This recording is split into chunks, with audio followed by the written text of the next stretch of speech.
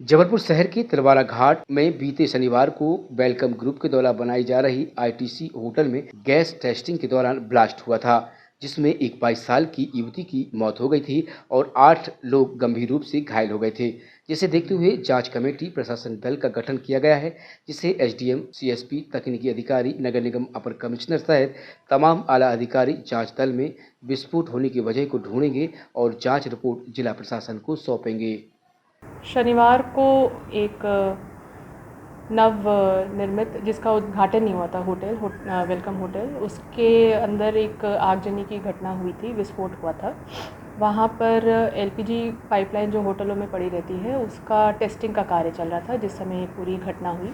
घटना करीब शाम के 5 साढ़े 5 बजे के बीच की है, जिसकी जब हम लोगों को खबर मिली थी तो मौके पे कलेक्टर साहब, एसपी साहब, एसडीएम, एडीएम सिटी हम लोग सब मौके पे ही थे। साथ में नगर निगम की भी टीम थी वहाँ पर। मौके में एक 22 साल 23 साल की लड़की है, उसकी मृत्यु हो गई है ब्लास्ट की वजह से, और बाकी 8 लोग जो घायल हुए हैं उनका उपचार इस समय मेडिकल कॉलेज में चल रहा है।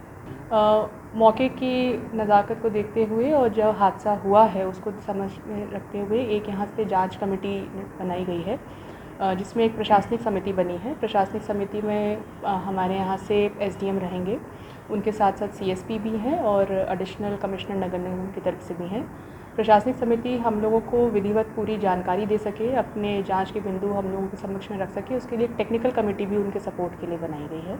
टेक्निकल कमेटी में हम लोगों ने फायर ऑफिसर को भी रखा हुआ है, साथ में इंडस्ट्रियल सेफ्टी के लोग भी उसमें हैं, पीआईयू भी रहेगा।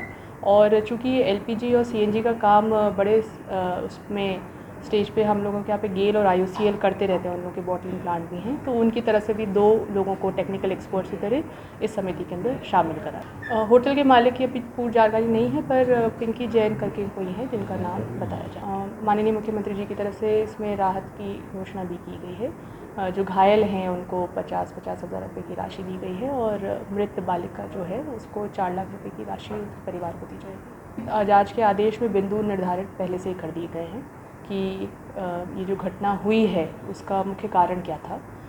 क्या कोई ऐसे मानक थे जिसका पालन नहीं करा गया था, वो भी हम लोग चाहते हैं कि उसमें निकल के आ जाए, और मानक का पालन किसी व्यक्ति को या किसी संस्था को करना था तो उसका उत्तरदायित्व निर्धारण भी बोला है। अभी देखिए बोलना संभव नहीं है कि कोई कारण है। हाँ, ये ज़रूर है कि एलपीजी का वहाँ पे टेस्टिंग चल रही थी, लेकिन किस वजह से तुरंत उसमें विस्फोट हुआ है उसी के लिए टेक्निकल एक्सपर्ट की कमेटी है। चूँकि उन लोगों को ज़्यादा इसके बारे में बारीकी से उनको समझ है तो वो बिल्कुल एग्जैक्ट कारण जो है वो निर्धारित कर पाएंगे। लिफ्ट तो देखिए आग के समय पे वैसे भी इस्तेमाल नहीं करी जाती है, पर विस्फोट की इंटेंसिटी काफ़ी ज़्यादा थी, वो इसलिए पता लगता है कि चौथे माले पे जो विस्फोट हुआ था उसमें दोनों लिफ्ट भी डैमेज हो गई थी।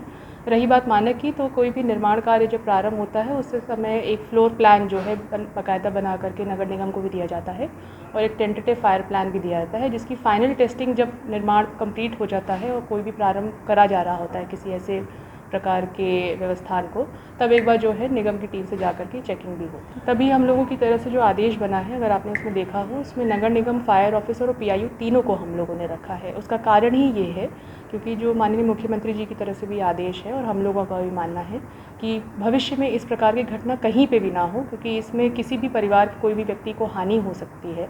तो इसके लिए एक एसओपी भी हम लोगों को देखना पड़ेगा। यदि एसओपी वहाँ पे था और उसका पालन नहीं हुआ तो वो भी उत्तरदायित्व में आएगा। जो नॉर्म्स ऑलरेडी जारी हो रखे हैं उसका अगर पालन नहीं किया जाता है तो उसकी भी कार्रवाई हम लोगों की तरफ से देखी जाएगी। 2 लोग जो हैं वो टेस्टिंग की तरफ से ही आए थे, जो एजेंसी जो टेस्टिंग करे थी, बाकी अन्य लोग जो है होटल के कर्मचारी।